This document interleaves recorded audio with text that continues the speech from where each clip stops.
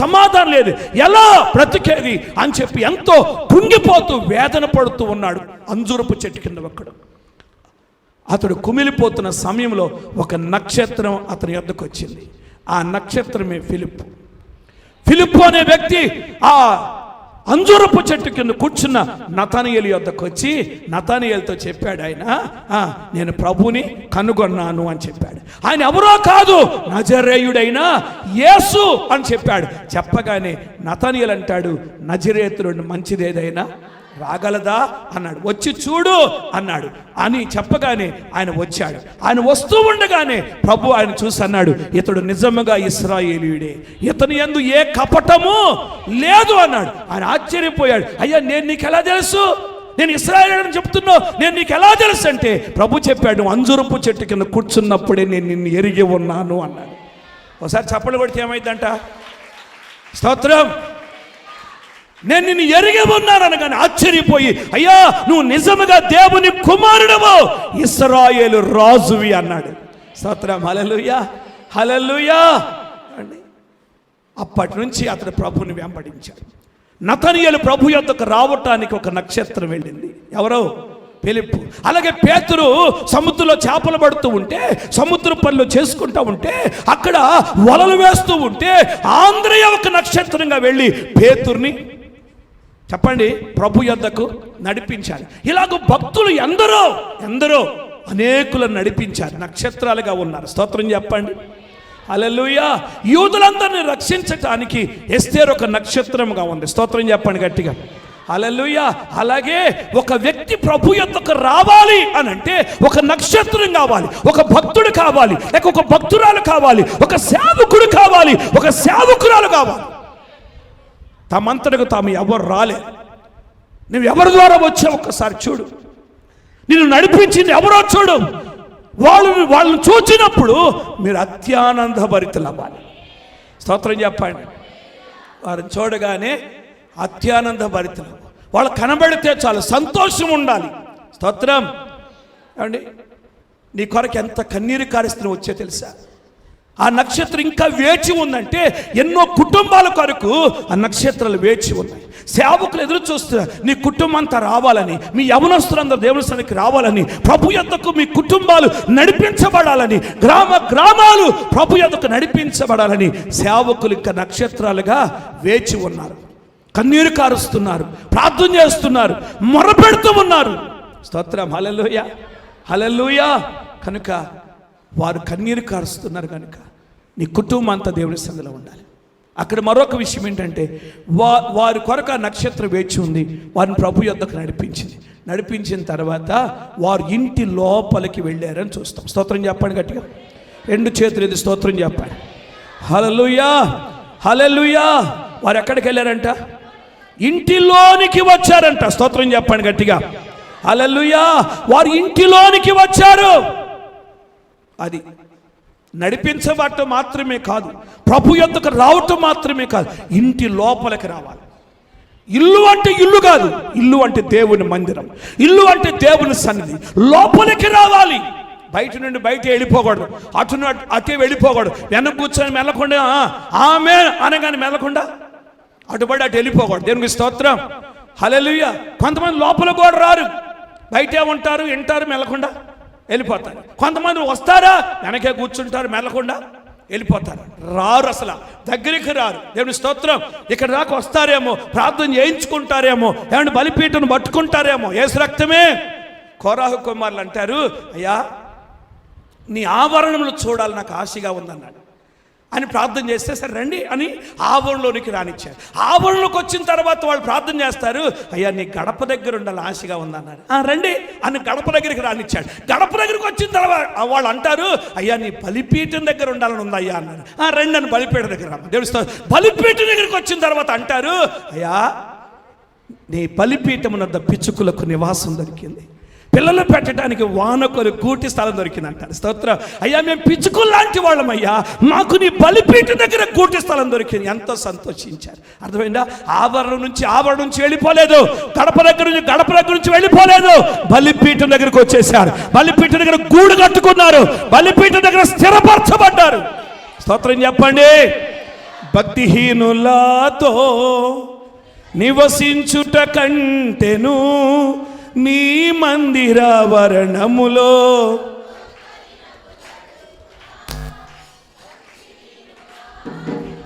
గట్టిగా గట్టిగా.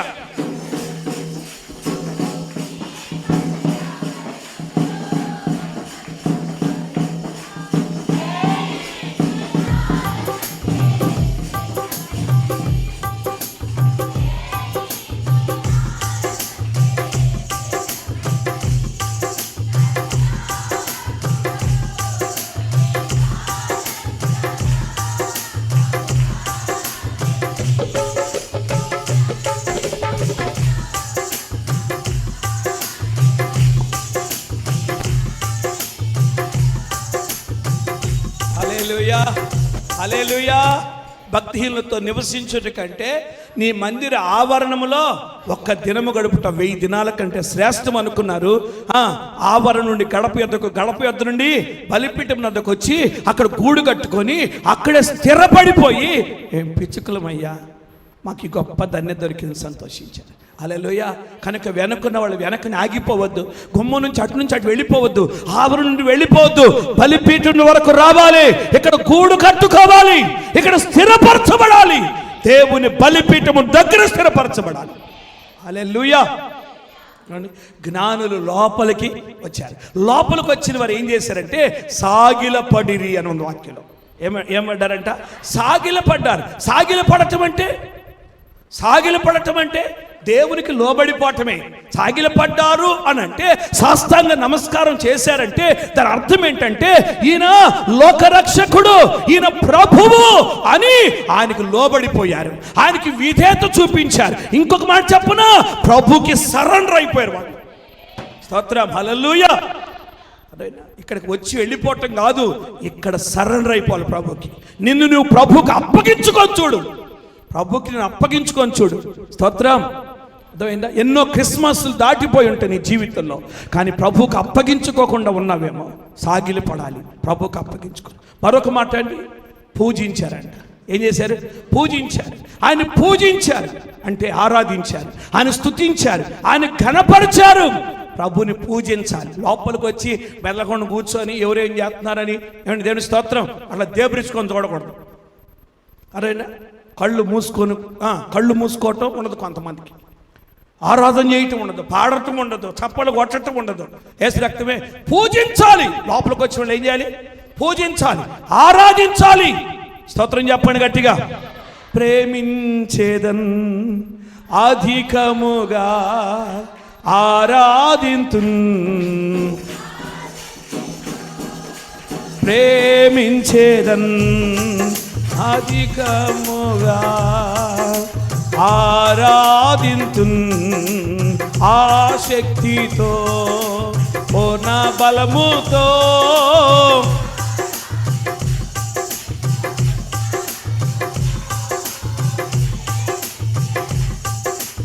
ఆరాధనా ఆరాధనా.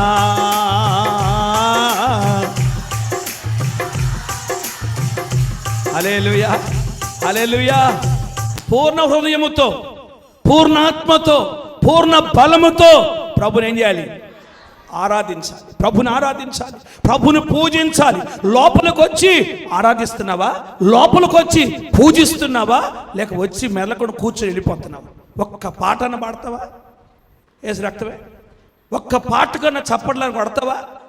సరే, ఆరాధన జరిగేటప్పుడు కళ్ళు మూసుకుంటావా? యేసు రక్తమే. లోపలికి వచ్చిన వాళ్ళు పూజించాలండి, సాగిలపడాలి, పూజించాలి, నమస్కారం చెయ్యాలి, ఆరాధించాలి. ఒక్కసారి ఆరాధన చేసి చూడు, ఒక్కసారి దేవుని స్తుతించి చూడు. సొలొమోను దేవాలయానికి దిగి వచ్చిన మహిమ నువ్వు స్తుతిస్తూ ఉండగా దిగి వస్తుంది. దేవుని ఆత్మని తాకుతుంది, పరిశుద్ధాత్మ ప్రభావాన్ని తాకుతుంది. యథార్థంగా ఆరాధిస్తే దేవుని ఆత్మ తాకి. అర్థమైందా? ఓరక నిర్లక్ష్యంగా ఉండి నన్ను దాకట్లేదు, నన్ను ముట్టట్లేదు, అసలు నాకు అసలు ఏమీ తెలియట్లేదు అంటే ఎట్లా తెలుస్తుంది? యేసు రక్తమే. స్తోత్రం. నిన్ను నువ్వు పరిపూర్ణంగా అప్పగించుకోవాలి, సరెండర్ అయిపో. అప్పుడు దేవుని ఆరాధించు. ఆత్మతో సత్యముతో దేవుని ఆరాధిస్తూ ఉంటే పరిశుద్ధాత్మ ప్రభావం తాకుతుంది.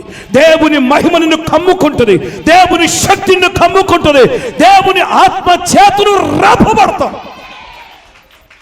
దేవుని ఆరాధించాలి. స్తోత్రం. మరొక విషయం చెప్పనా, వారు పూజించటం మాత్రమే కాదు, వారు తమ పెట్టెలు విప్పారంట. వారు తమ పెట్టెలు విప్పి బంగారము, సామ్రాణి, బోళము కానుకలుగా ఇచ్చారు. ఎందుకు ఇవ్వాలంట అసలు? ఆయన అడిగాడు కానుకలు, కానుకలు ఇవ్వమన్నాడు ఆయన. దేవుని స్తోత్రం. ఏమండి ఇవ్వాలి అసలు? కానుకలు ఇవ్వాలా? స్తోత్రం. బంగారం తెచ్చారు, సామ్రాణి బోళం తెచ్చి ఇచ్చారు.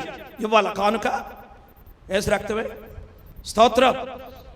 అంటే ఇవ్వాలా కానుక? ఎందుకు ఇచ్చారు వాళ్ళు? మరి ఇప్పుడు ఇవ్వకూడదని చెబుతున్నారు కొంతమంది. వీళ్ళు ఏమో ఇచ్చారు, వీళ్ళని ఫాలో అవుదామా? లేకపోతే ఎవరొద్దు అని చెబుతున్నారు, వాళ్ళని ఫాలో అవుదామా? స్తోత్రం. షాలేము రాజు వచ్చినప్పుడు షాలేము రాజుకి అబ్రహాము అన్నిటిలో 10వ వంతు ఇచ్చాడు. యూదుల రాజు వచ్చినప్పుడు జ్ఞానులు బంగారం, బోళము, సామ్రాణి ఇచ్చారు. సంఘం ఏర్పడి స్థిరపడిన తర్వాత ఆదిమ సంఘం చిరాస్తులు తెచ్చి అపోస్తుల పాదాల దగ్గర పెట్టారు. స్తోత్రం. ఇవ్వకపోతే మీరు దొంగలు అన్నాడు మలాకి గ్రంథంలో. ఇచ్చి నన్ను శోధించండి అన్నాడు. అది ఇప్పుడు సామెతల గ్రంథం చదివాము 3వ అధ్యాయంలో. అక్కడ అంటాడు, నీ రాబడి అంతటిలో భాగమును, నీ ఆస్తి అంతటిలో ప్రథమ ఫలమును ఇచ్చి దేవుని ఘనపరచు అంట. అక్కడ ఏం చేయాలంట? ఘనపరచు అన్నాడు. అక్కడ దేవునికి ఇవ్వటం అంటే దేవుని ఘనపరచటం. దేవునికి ఇచ్చి గణపరిచారు, కానుకలు ఇచ్చి గణపరిచారు. ఇప్పుడు ఒక ఎమ్మెల్యే దగ్గరికో, ఒక సీఎం దగ్గరికో, లేక ఒక అధికారి దగ్గరికి వెళ్ళాలంటే ఎవరైనా ఒట్టి చేతులతో వెళ్తారండి? చెప్పరేంటి? ఒక చుట్టం దగ్గరికి వెళ్ళటానికే స్వీటో ఫ్రూటో తీసుకెళ్తారుగా. ఒక అధికారి దగ్గరికి వెళ్ళేసరికి ఒట్టి చేతులతో వెళ్తారా? ఒక శాల్వానో, ఒక బొకేనో, ఒక గార్లాండో ఏదో ఒకటి తీసుకెళ్తారుగా, ఒట్టి చేతులతో వెళ్ళరుగా. అండి ఈ లోకపు అధికారుల కొరకు అలా తీసుకెళ్తున్నా కదా. ఇప్పుడు నేను ప్రకటించుచున్నా, లేకపోతే యూదులకు రాజు ఎవరైనా ఆయన రాజులకు రాజు. ఆయన వద్దకు వస్తున్నప్పుడు తేవా, ఆయన వద్దకు వస్తున్నప్పుడు ఇవ్వవా, ఆయన వద్దకు వస్తున్నప్పుడు పెట్టెలు విప్పవా? స్తోత్రం. హల్లెలూయా. అండి నేను కూడా ఇస్తాను, సగం దాచుకొని ఈ బాక. అండి అందరూ చరస్థిరాస్తులు ఇస్తుంటే మేము కూడా ఇస్తామని చెప్పి భర్త సగం దాచుకొని ఇచ్చాడు, చచ్చిపోయాడు. భార్య కూడా సగం దాచుకొని ఇచ్చింది, చచ్చిపోయింది. యేసు రక్తమే. మూట కట్టి ఊరు కొత్త రంగు తీసుకెళ్ళి పారేసారు. యేసు రక్తమే. స్తోత్రం. అర్థమైందా? ఇవ్వాలనుకుంటే సంపూర్ణంగా ఇవ్వు, ఇచ్చి చూడు. ఇస్తే అక్కడ అన్నాడు, సామెతల గ్రంథం అన్నాడు, అప్పుడు నీ కొట్లలో ధాన్యమును, నీ గానుగలలో క్రొత్త ద్రాక్షరసం పొంగి పొర్లుతుంది అన్నాడు. యేసు రక్తమే. స్తోత్రం చెప్పండి. దావీదు అంటాడు, నా గిన్నె నిండి పొర్లుతున్నది అన్నాడు. ఊరకనే పొర్లిందా? యేసు రక్తమే. తొట్టిలో పిండి అయిపోలేదు, బుడ్డులో నూనె తక్కువగా, ఊరకనేనా? ఏం చేస్తే? యేసు రక్తమే. కనుక ప్రభుకి ఇవ్వాలి. ఏమివ్వాలి? ప్రభుకి ఇవ్వాలి కానుకలు. స్తోత్రం. అంటే నువ్వు ఇచ్చేది సేవకుని కాదు, నువ్వు ఇస్తుంది ప్రభువుకి. రేపొద్దున అడుగుతాడు, నేను నీ దగ్గరికి వచ్చాను, నువ్వు నాకు ఏమి ఇవ్వలేదు, నాకు మంచులు కూడా ఇవ్వలేదు, నాకు భోజనం పెట్టలేదు, వస్త్రం లేకుండా వస్తే వస్త్రం కూడా, అయ్యా నువ్వు ఎప్పుడు వచ్చావయ్యా అని అంటావు రేపొద్దున. యేసు రక్తమే. ఇప్పుడు మాత్రం బాగానే ఉంటుంది, కానీ రేపు ఆయన వచ్చినప్పుడు ఆయన అడుగుతాడు, నువ్వు నేను వచ్చాను కానీ నువ్వేమి నాకు నువ్వు ఎప్పుడు వచ్చావంటే, నా పేరట వచ్చిన వారికి నువ్వు చేసినట్లయితే నాకు చేసినట్లు అన్నాడుగా. స్తోత్రం చెప్పండి. ఇప్పుడు నేను ఎవరి పేరట వస్తున్నాను? నిజంగా చెప్పండి, గుండె మీద చేసుకొని చెప్పండి. నేను ఎవరి పేరట వస్తున్నాను మీ దగ్గరికి? నేను ఎవరి పేరట మిమ్మల్ని ఆశీర్వదిస్తున్నాను? నేను ఎవరి పేరట మీకు పరిచయం చేస్తున్నాను? స్తోత్రం. హల్లెలూయా. ప్రభు పేరట వచ్చిన వానికి మీరు చేస్తే ప్రభుకి యేసు రక్తమే. స్తోత్రం చెప్పండి గట్టిగా, 2 చేతులు ఎత్తి చెప్పాలి. హల్లెలూయా.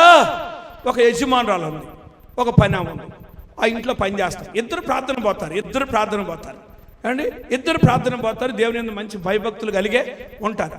కానీ ఒక రోజు యజమానురాలు నిద్రపోతుంటే కల వచ్చింది. ఆ కల్లో పరలోకానికి వెళ్ళింది. పరలోకానికి వెళ్ళగానే దూతలు ఆహ్వానించి ఆమెను ఒక ఇంటి దగ్గర తీసుకెళ్ళి, అమ్మ ఈ ఇల్లు నీదే అని చెప్పి చూపించాను. ఇల్లు నీదే, నీ కొరకే ప్రభు కట్టాడు అని చెప్పేసి అంటే ఆశ్చర్యపోయి చూసి, ఎంత ఇల్లు ఇచ్చాడు దేవుడు నాకు, స్తోత్రం అని చెప్పి ఎంతగానో సంతోషిస్తూ పక్కన చూసింది. పక్కన చూడడం ఈ ఇంటికంటే గొప్ప ఇల్లు అక్కడ ఉంది, ఇంతకంటే బ్రహ్మాండమైన ఇల్లు అక్కడ ఉంది. ఉండగానే ఆ ఇల్లు చూసి ఇల్లు ఎవరిదని అడిగింది. అడిగితే నీ ఇంట్లో పని చేసామని అన్నాడు. అదేంటి, నేను యజమానురాలు, ఆమె పని మనిషి, ఆమె దాస్తురాలు, నాకు ఈ ఇల్లు ఏంటి, ఆమెకు ఆ ఇల్లు ఏంటి, నాకన్నా గొప్పగా ఉందేంటి అని చెప్పేసి దేవదత్త మీద పోట్లాడుతుంటే దేవదత్త అమ్మ నువ్వు ఇచ్చిన దానికి వచ్చింది అంతేనమ్మా. ఏసు రక్తమే, స్తోత్రం, హల్లెలూయా. అది కనుక ఏమి ఇస్తున్నాము.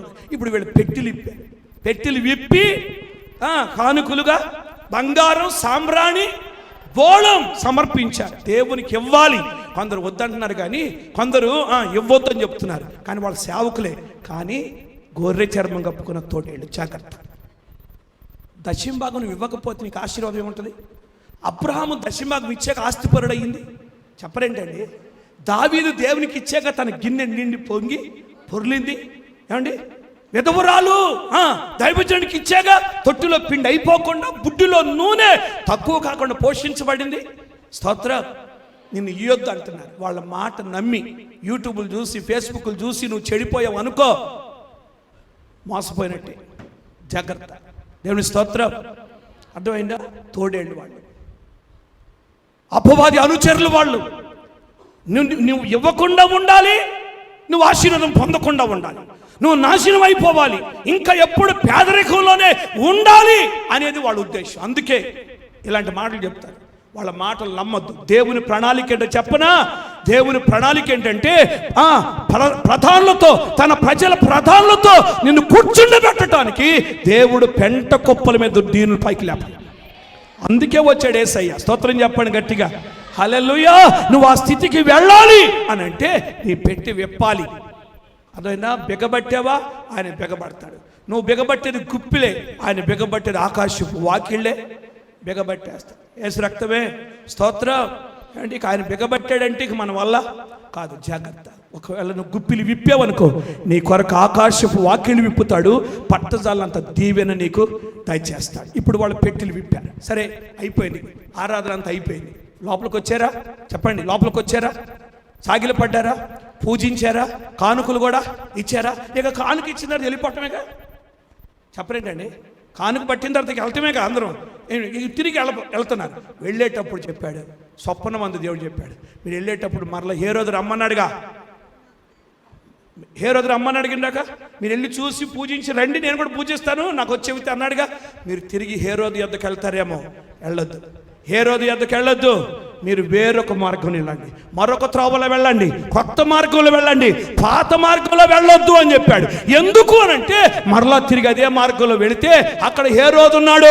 అక్కడ నీ మనసు చెడగొడతాడు, నీ భక్తి చెడగొడతాడు, నీ రక్షణ పాడు చేస్తాడు, నువ్వు ఇచ్చేది కూడా దేవునికి ఇవ్వద్దు అని చెబుతాడు, నిన్ను దేవునికి దూరం చేస్తాడు.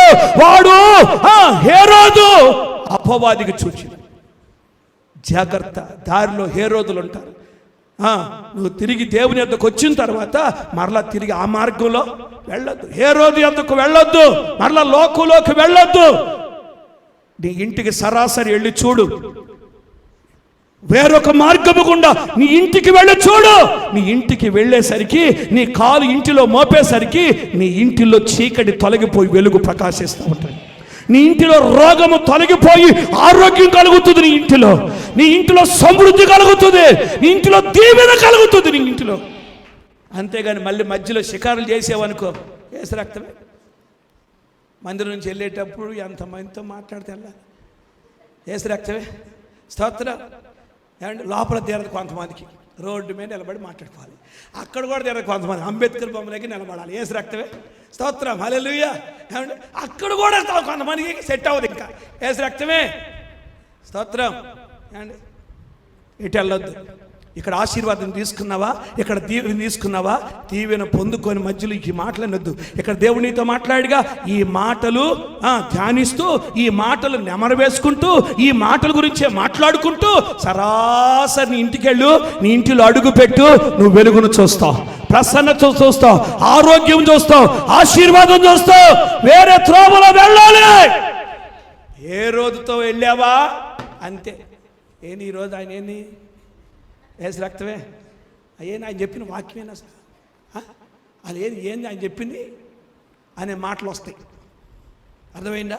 ఏసు రక్తమే, హల్లెలూయా, అర్థమైందా? వ్యతిరేకమైన ఆలోచనలు వస్తాయి. అమ్మాయి మార్గంలో వెళుతున్న వారిద్దరు దేవుని గురించే మాట్లాడుకున్నారు. అర్థమైందా? కానీ మనకు మాత్రం ఆ మాటలు రావు. సొంత విషయాలు ఏసు రక్తమే, ఏదేదో మాట్లాడుకో, వేరే మార్గం వెళ్ళాలి. హేరోదు దగ్గరికి వెళ్ళాలి. ఇప్పుడు నువ్వు ఇంటికి వెళ్ళావనుకో, ఇప్పుడు సరాసరి ఇంటికి వెళితే నీ ఇంటిలో ఆశీర్వాదం చూస్తావు. అది నిజమైన క్రిస్మస్, అది నిజమైన ఆనందం, అది నిజమైన సంతోషం. నీ ఇల్లు ఉల్లాసంతో నిండిపోతుంది, నీ ఇల్లు సమాధానంతో నిండిపోతుంది, నీ ఇల్లు వెలుగుతో నింపబడుతుంది. ఎంతో గొప్ప ఆశీర్వాదం చూస్తావు. స్తోత్రం.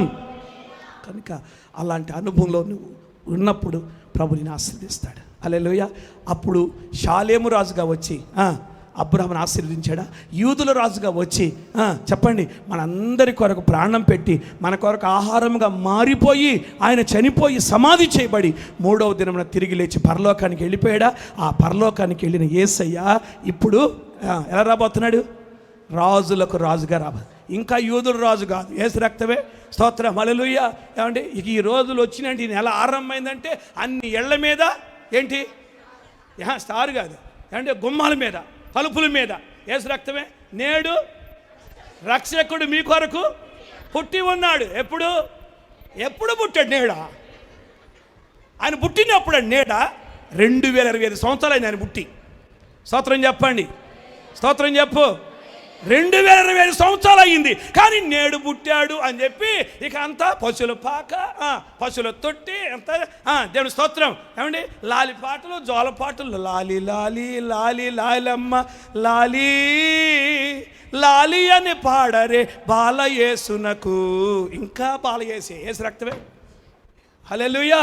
ఆయన 33 సంవత్సరాలు జీవించాడు, ఆయన మరణించాడు, ఆయన చెప్పరే పరలోకానికి వెళ్ళిపోయాడు. ఇప్పుడు రాజులకు రాజుగా రాబోతాడు, బాలయేసుగా కాదు. స్తోత్రం చెప్పండి.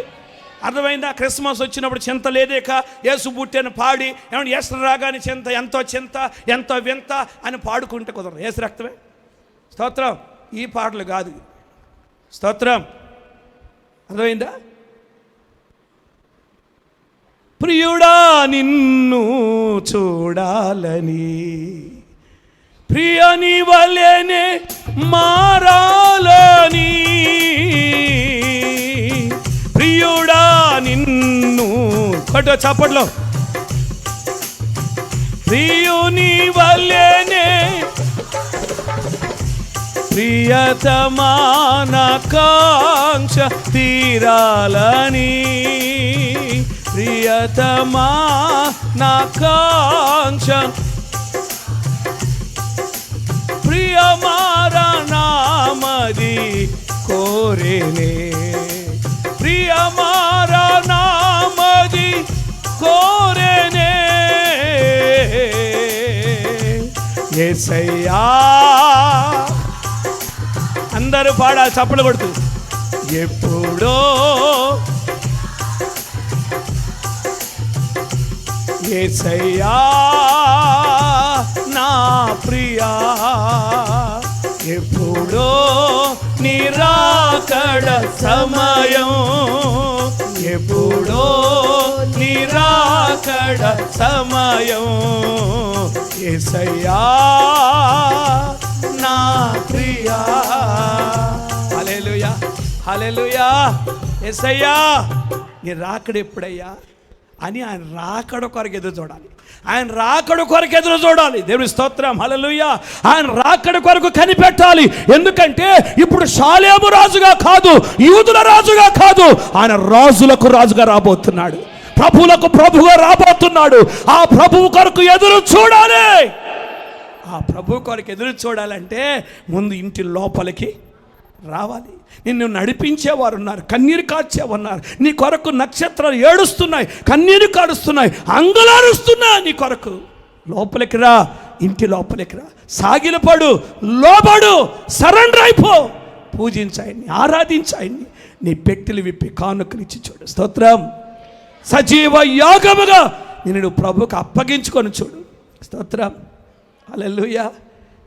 ఈ అనుభవాలన్నీ నువ్వు కలిగి ఉండి నీ ఇంటికి నెమ్మదిగా వెళ్ళావనుకో, నీ ఇంటిలో నెమ్మదిగా ఉంటావు. ఇప్పుడు ప్రభు రాకడ కొరకు ఎదురు చూస్తూ ఉంటావు. ప్రభు రాకడ కొరకు ఎదురు చూస్తా. ఆయన రాబోతున్నాడు. ప్రభు రాకడలో ఎత్తబడాలి. ప్రభు రాకడలో విడవబడకూడదు. ఎత్తబడి పరలోక రాజ్యాన్ని స్వతంత్రించుకోవాలి. నశించి నరకానికి వెళ్ళిపోకూడదనే మన కొరకు ప్రభు ఈ లోకానికి వచ్చి ఏమండి మనుష్యుడిగా పుట్టాడు. దేవుడై ఉండి మనుషుడిగా పుట్టి రక్షించాడు.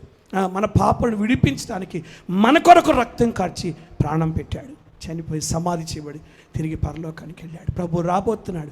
ఆయన రాకడలో ఎత్తబడాలి. హల్లెలూయా. ఎంతమంది ప్రభు రాకడలో నేను ఎత్తబడాలని ఇష్టపడుతున్నా చెప్పండి. ప్రభు రాకడలో నేను ఎత్తబడాలయ్యా, నేను విడవబడకూడదు, నేను నరకానికి వెళ్ళకూడదు, నేను అగ్నిగుండం పాలు అవ్వకూడదు, నేను నా కుటుంబం, నేను నా పిల్లలు నేను రాకడలో ఎత్తబడాలి.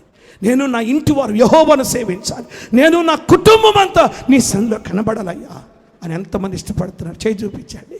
ప్రభు మేము ఆశీర్వదించును గాక. మోకరించండి, కళ్ళు మూసుకోనండి. అందరూ మోకరించి కళ్ళు మూసుకొని ఒక్క ప్రార్థన చేయండి దేవుని సన్నిధిలో. ఒక్క ప్రార్థన చేయండి దేవుని సన్నిధిలో. ప్రభుకు అప్పగించుకోండి. ప్రభు యొద్దకు రావాలి, సాగిలపడాలి, పూజించాలి. నీ ఆరాధన యథార్థముగా ఉండాలి. ప్రభుని మహిమపరచాలి. ప్రభువా మీరు కృప చూపండి అని అడగండి. ప్రభుని మహిమపరచండి. అయ్యా నేను విడవబడకూడదు, నా కుటుంబం విడవబడకూడదు, నా పిల్లలు విడవబడకూడదు. అయ్యా నేను నా ఇంటి వారు నేను సేవించాలి. నేను నా కుటుంబం నీ సన్నిధిలో కనబడాలి. అయ్యా నా కుటుంబం అంతా నీ రాకడలు ఎత్తబడాలి. ఎవ్వరూ కూడా నశించిపోకూడదు అయ్యా. నా పిల్లలు కూడా నశించిపోకూడదు. ఒక్క గిట్టైనా విడవబడకూడదయ్యా. ఒక్క గిట్ట కూడా విడవబడకూడదయ్యా. ఒక్కరు కూడా తప్పిపోకూడదయ్యా. అందరు విడుదల పొంది రావాలి. అందరు విడుదల పొంది రావాలి. అందరు రక్షణ పొందుకోవాలి. అందరూ మీ రాజ్యానికి వారసులు అవ్వాలి. అందరూ మీ రాజ్యాన్ని స్వతంత్రించుకోవాలయ్యా. మీ ఆత్మ చేత తాకబడాలి, మీ ప్రభావం చేత తాకబడాలి, మీ శక్తి చేత తాకబడాలి, మీ బలముతో తాకబడాలయ్యా. కృప చూపయ్యా, కృప చూపయ్యాడు.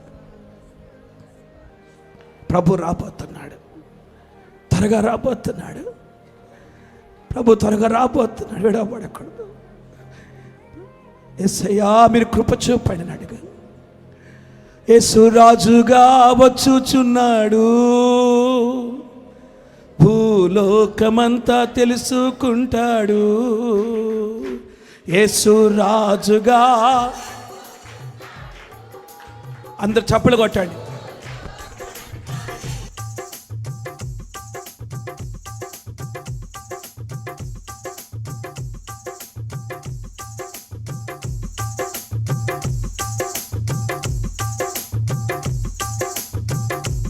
రాజుగా వచ్చుచున్నాడు, యేసు రాజుగా వచ్చుచున్నాడు, యేసు రాజుగా వచ్చుచున్నాడు.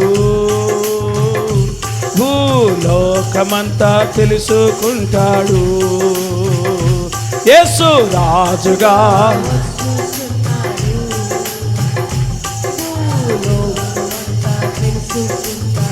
మేఘాల మీద యేసు వచ్చుచున్నాడు, మేఘాల మీద యేసు పరిశుద్ధులందరినీ తీసుకుపోతాడు, పరిశుద్ధులందరినీ విడువబడుట బహుఘోరం, శ్రమకాలం విడువబడుట బహుఘోరం. పాడాలందరూ.